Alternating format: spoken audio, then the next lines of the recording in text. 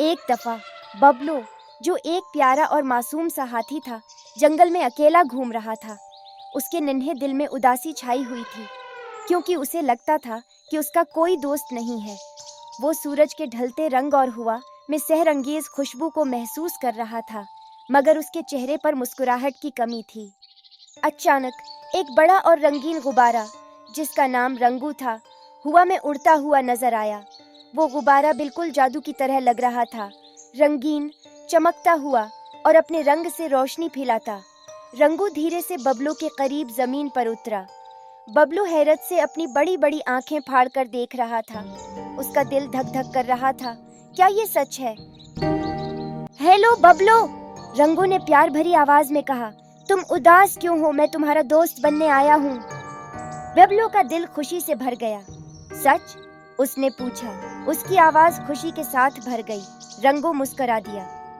फिर दोनों मिलकर खेलने लगे। बबलू अपनी सौंठ से रंगू को हुआ में उछालता और रंगू खुश होकर हुआ में गोल गोल घूमता। जंगल के रंग और आवाजें अब एक नई जिंदगी का एहसास दे रही थी। लेकिन फिर एक मुश्किल आई। खेलते खेलते रंगू एक ऊंचे दरख्त की शाख में अटक गया। बबलू परेशान हो गया। उसकी सोंठ बार बार ऊंची उठ रही थी, लेकिन वो रंगू तक नहीं पहुंच पा रहा था। रंगू, मुझे माफ कर दो, मैं तुम्हारी मदद नहीं कर पा रहा, उसने उदास और शर्मिंदा होते हुए कहा।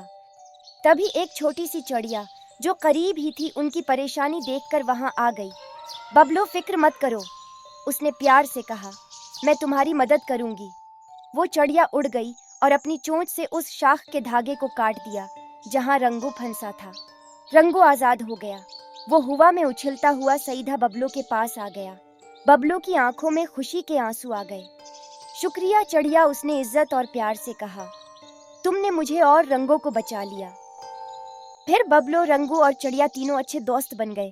जंगल अब उनकी हंसने की आवाजों से गूंज उठा था।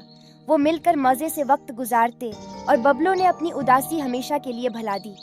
उनकी दोस्ती का सफर हर एक के दिल को सुकून देता और जंगल में एक मिसाल बन गया।